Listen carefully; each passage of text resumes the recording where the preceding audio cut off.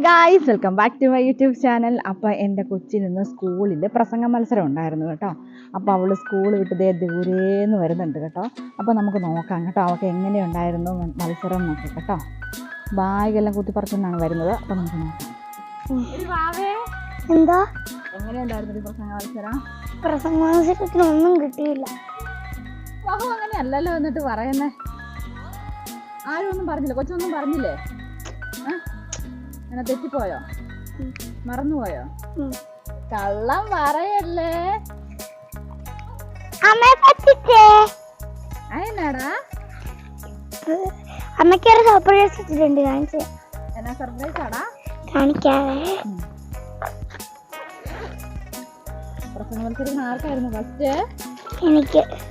നമ്മളെ പൊന്നാട്ടോ, എന്ത് ചവ്വേ മതി.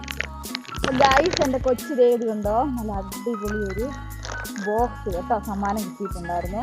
കാണിച്ചയുടെ ബോക്സ് എന്തൊരു അടിപൊളി ബോക്സ് ഒക്കെ ആയിട്ടാട്ടോ വന്നത് പ്രസംഗ മത്സരം. അപ്പോൾ ഞാൻ പ്രസംഗ മത്സരത്തിലെ പ്രസംഗം ഞാൻ വീഡിയോയിൽ ഇട്ടേക്കാം കേട്ടോ. ഞങ്ങൾക്ക് ടീച്ചർ അയച്ചു തന്നിട്ടുണ്ടായിരുന്നു.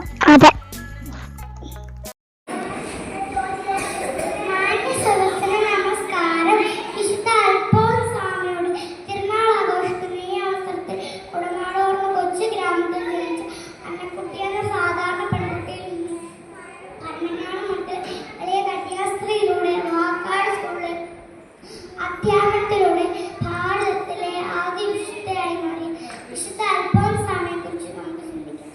ദൈവത്തെ മറ്റുള്ളവരെയും സ്നേഹിച്ച് എളിമയുടെയും സ്നേഹത്തിന്റെയും പാഠങ്ങൾ പറഞ്ഞു തന്ന അൽഫോൻസാമ നമ്മുടെ സ്കൂളിന്റെ മധ്യസ്ഥയാണ്.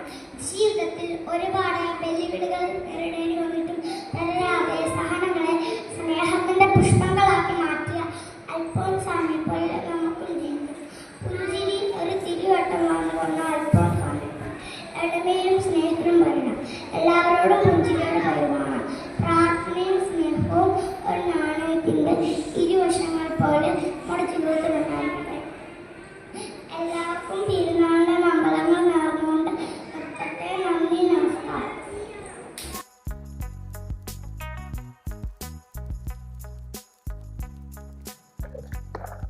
അവിടെ പൊന്നു മിടിക്കാട്ടോ, മിടുക്കി കുട്ടിയാട്ടോ, മിടുമിടിക്കാട്ടോ. അപ്പം എല്ലാവർക്കും വീഡിയോ ഇഷ്ടപ്പെടുന്നതായിരുന്നു. ഇഷ്ടപ്പെട്ടാൽ ലൈക്ക് ചെയ്യുക, ഷെയർ ചെയ്യുക, കമൻറ്റ് ചെയ്യുക, സബ്സ്ക്രൈബ് ചെയ്യുക. ടാറ്റാ. ടാറ്റ കൊടുത്താടാ. ടാറ്റാ. ടാറ്റാ.